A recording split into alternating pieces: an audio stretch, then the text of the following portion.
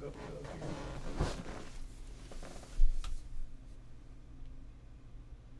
And click advance. And then have to try again. You might need to grab this slider and move it over here a little bit. What do you want to go with first? And click advance again. I say just let's check the board there. That's going to be the order. No. Go back. Okay.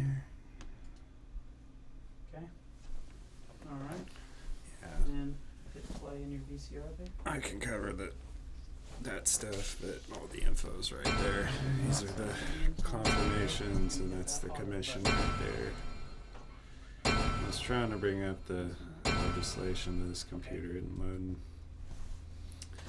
Good afternoon. Welcome again to Indian Time. Gary Fife, Joe Jifkados. Sterling Cosper, editor of the Muskogee Nation News.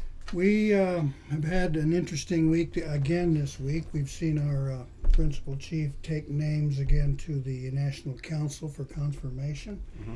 Got to get this government up and running, and we're still hoping that these confirmations can be done fairly quickly, that we can get people in place and put them to work. Well, yeah, Gary, I was at Saturday's quarterly session doing my usual council coverage. Alvin Bucktrot was up for confirmation as Secretary of the Department of Housing, and his position, this legislation approving it, was postponed indefinitely. On all of these, as noted, I will be following up with the bill sponsor to find out a reasoning, so stay tuned for that. Also up was Catherine Guthrie as controller. That was also postponed indefinitely. The one that was confirmed, I don't even have that in front of me, was Gregory Anderson as Secretary of Employment and Training, and that did pass unanimously. It's not been an easy road for the chief to get his people in place. We've noticed a few times when a name was sent up for confirmation, it was either postponed or even kind of under the table rejected, so to speak. Mm-hmm. And just wondering what was going, through the minds of counselors when they examined these nominations. I've got no insight to share there.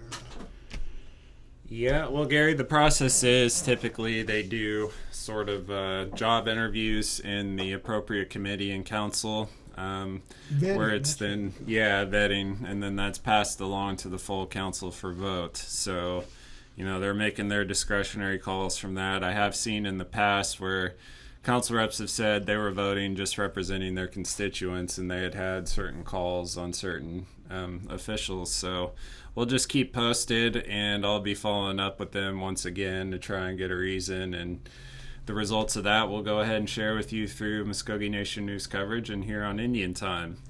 So it's not been an easy road for getting an administration in place. So that's all right. I guess we'd rather see them take their time and get these questions dealt with, rather than just kind of rush and rubber stamp something and then perhaps have some regrets about it later on. So. Yeah, there's probably fairly good reason why these particular positions have to be confirmed by council per MCN law, so they're taking their time with them indeed. So to address that, they have what's called the Commission of Executive Officers for those positions that have yet to be filled. This is a procedure through code by which these people are temporarily appointed every month. So those were actually just announced here today, following the 1st of May here this weekend. The controller is Ruby Booker. Secretary of Health is Shoneen Alexander Ross. Light Horse Police Chief is Daniel Wynn III. Alvin Bucktrot, although he was postponed, will remain Secretary of Housing. And Secretary of the Nation is John Blue. Okay, well, that's kind of up to the moment as far as we can see. I think the next thing on our agenda is this legislation in Georgia, where they've been had been pushing a bill to sort of let their state and private contractors just kind of push through sacred sites and places where there have been remains and historical relics found without much regard to the rules of NAGPRA, Native American Graves uh, um, Well, more like act. the spirit of NAGPRA. The NAGPRA still applies because it's anything to do with federal land, so Georgia's still going to have to follow that. Of course, state law can't supersede federal law, but in instances where it doesn't involve federal land permits or federal money, the state has kind of been doing its own legislation regarding that, and they introduced a bill to loosen those requirements with the Georgia Department of Transportation on inspecting the sites, and then they've had kind of a rapport with our Cultural Preservation Department here to consult on those. And we had done 2 previous Muskogee Nation News stories on it. The council recently wanted to introduce legislation to pass this committee or this last meeting, encouraging the governor to veto that bill, which had already made it through the House by the time the tribe supposedly was informed. From that meeting here on Saturday, the bill sponsor, Thomas Yahola, informed the council that the governor has already signed the bill by the time it made it for approval. So if you go to our May 1st edition, and we also have the story online, they actually had discussed some other options if in fact this did occur. So we'll keep an eye on that. It's kind of a scary thought that an ancestor who was, and the key phrase being private lands here, their resting place could be disturbed by someone who is going through with a commercial development without any regard at all to what's there and the cultural importance of the site and just the humanity involved. It's just like all crushed under the treads of the bulldozer there. So. Yeah, our efforts in preserving the original homelands are very complex. I mean, everyone's pretty well aware of the porch band issue. The sorry, I'm just going to interject. You recently also saw in California the story about the genetic testing done on Kennewick Man. Right. So Kennewick Man, what happened there was they did have the university come in and do the survey, and the university got the remains, and then the local tribes there said, we believe this guy was a member of our tribe, and so the government said no, or not the government, the university said, well, we think it's from the wrong period or whatever, and they put up roadblocks for them to repatriate those remains. I think it was a decade later or so, they conducted genetic testing on the Kennewick Man remains, and found that he was indeed a member of one of the tribal groups there, and so he's being, I think they're going to go ahead with the repatriation of his right. remains. Even with the Georgia bill, now they don't have to do that now in Georgia if it's on private land that's under that whatever $2 million thing. But even with that, like the tribe would, even if they were, before that had passed and they were conducting one of these projects, the tribe might be notified of it, but the remains would still be dug up and would still be handed over to the local university, and then the local university would make a determination about how they are going to handle that from there on out. So. I'm glad you mentioned that. Those are, I believe, 9,000-year-old remains. Yes. Right. And the tribes up there had always referred to those remains as the ancient one and part of their culture. And when they were first discovered, there was an undetermined history there. And some of the wilder theories you heard were ancestors of the Vikings or white guys used to live here long before the red guys did. And so therefore, it's your tribal claims are invalid because we were actually here first, and it turns out that is not the case. And therein lies why some people put emphasis on the importance of informing the tribes when they find these things, even if there is a chance that they could be ours. And naturally, we have the experts to go and make a sort of assessment on our own understanding.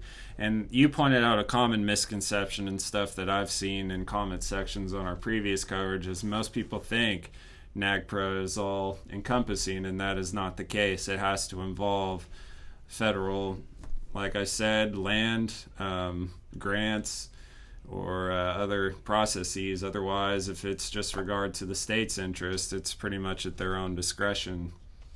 So we'll keep posted on that. Gary, you and I had a long day on Saturday, but a great one, right? Right. We were the recipients of a delightful, gorgeous award, White Ivory, I guess, Eagle Lumhi. the Carter Bradley First Amendment Award was given to Muskogee Media for its work and success in its freedom of the press activity and gaining that law, getting support through the National Council, and getting it actually signed into being. That was quite an event. We never really had much contact with the Society of Professional Journalists. Yeah, and that's the big name organization for us journos. Mm-hmm. And we have to thank Lindsay Krabel. Lindsay Kriebel-Burton. Thank you. Yeah, writes for the Native American Times, even does some freelance for the New York Times, and you see her byline a lot in the Native American Times also. Gary, you want to tell them a little bit about what was especially special about this banquet, the keynote speaker? I'm actually going to go grab that award while he's doing that to show it. You got it? All right. Well, we were honored, I think. I felt honored to be able to sit and listen to the keynote delivered by Carl Bernstein of Woodward and Bernstein.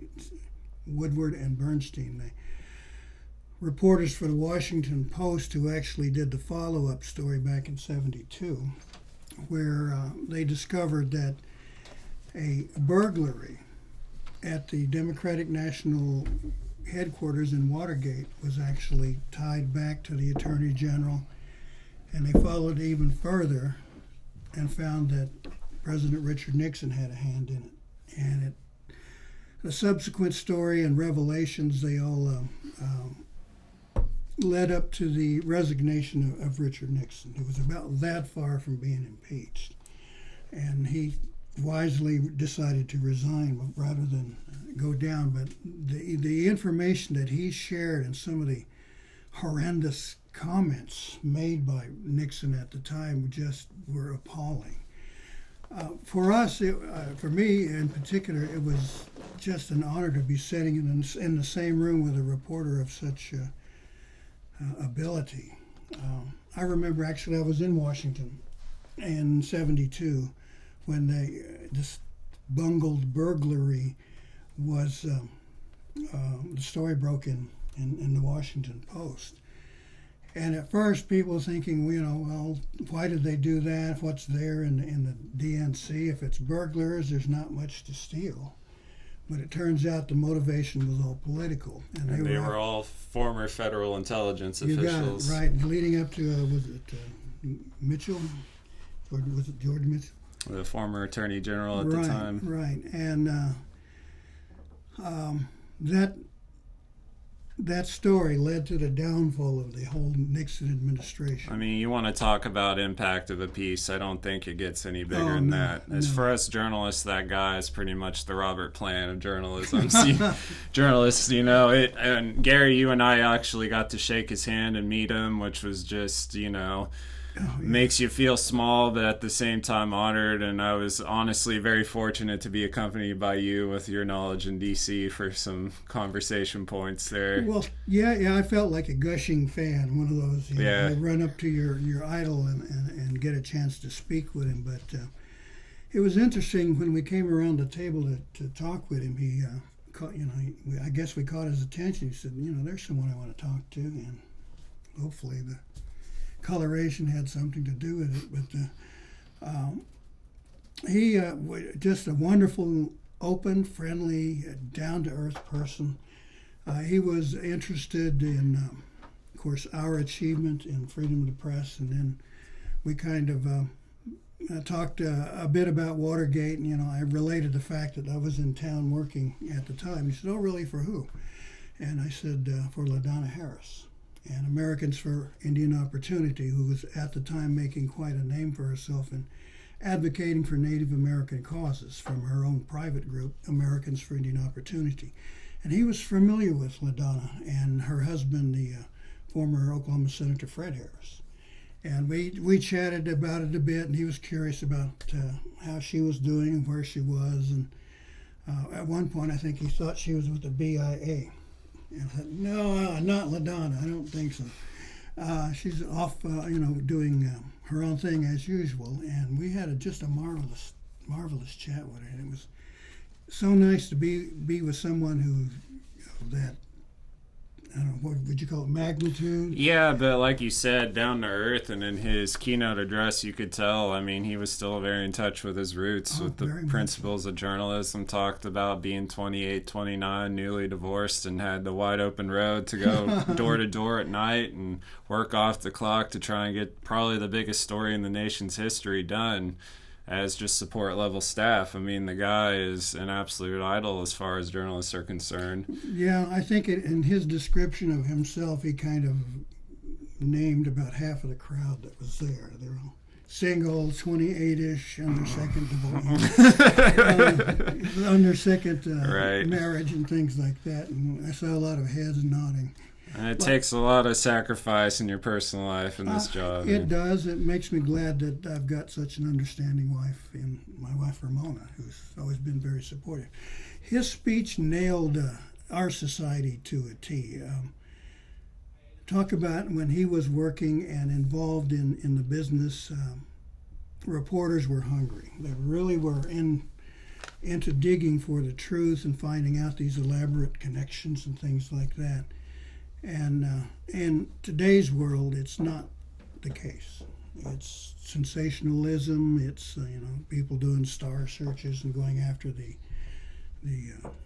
fantastic stories. And I think he talked about the Fox News Network a bit, about how they kind of go after this type of sensationalism. And he found it very disappointing and disheartening, I think. But well, yeah, and lauding our own accomplishment. He emphasized the importance of putting the emphasis on the piece and the subject matter and not making a name for yourself. I mean, that comes from the hard work, but it should be touted very humbly as we are just supposed to be a conduit for the information. Exactly. What I like, too, is he put an emphasis on the importance of homegrown newspapers and how that affects the purity of information. He made some less than subtle commentary about the influence of big business in today's media that I think was really important to get across. Right, like how the big fish are gobbling up all the little fish.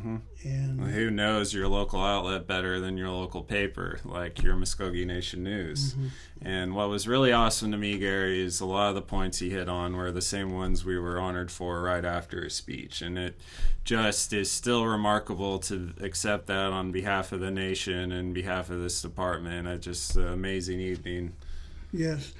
As I was sitting there watching this happening, we sat through their awards ceremonies there. And it was quite a lengthy session. But as I was listening to them read off the winners and the pieces that they were winning for, I was thinking, I'm familiar with that story, and, by gosh, Muskogee Nation News, Muskogee Radio, Native News Today, we can and have done stuff that would equal some of the winners that we saw there. I was saying, hey, I kept finding myself mentally saying, hey, we could do that, and we have done that. And thinking, we're going to have to get involved with these people. Yeah, having won the top honor of the night, we hope to make it back to get some of these byline pieces, too, for some of our headlines on top of that. Right, and beyond that, it was a lot of the local kind of things, even personal columns and art criticism, editorials and things like that. Feature writing, and I was just kept saying, we have something, we've done something. Our people, our staff have produced this kind of quality. And I was thinking, we're going to have to get in there and make a name for Muskogee media. Well, just strike while the iron's hot, right? I think we already have. But no, what I was saying is, the repercussions will be that Native American media will have a presence. Yeah. And particularly in Oklahoma, when we chatted with a lot of people, they were really unaware that there was much of any Native media out there. I asked one of their board members, how many Native members or board members?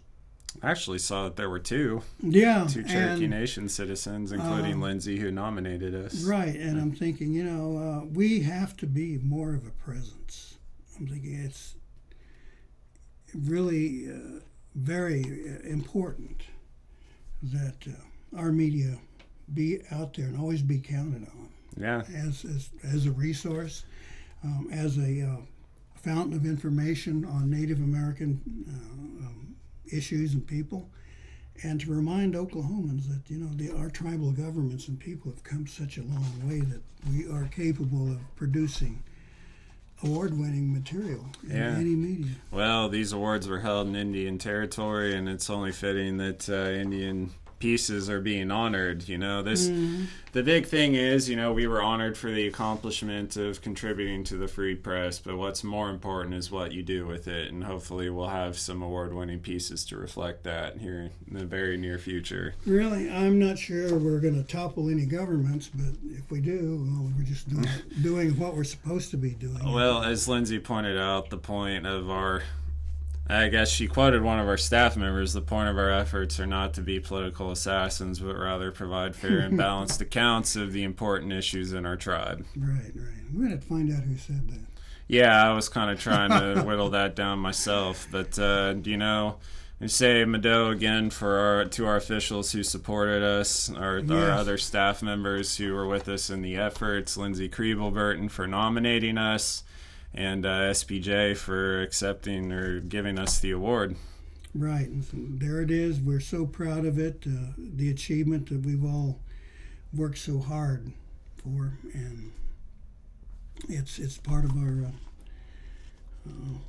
philosophy now. It's there to prove that this is a medium that our own citizenship can rely on. Yep, and we're going to continue to earn that reliance and respect through our coverage, and we're going to be leaving here today and getting back to work. So thank you for joining us on Indian Time here this afternoon, and join in tomorrow. And keep an eye on Facebook. We're going to try to have some previews for you guys here before we run the segments every day. So have a good afternoon.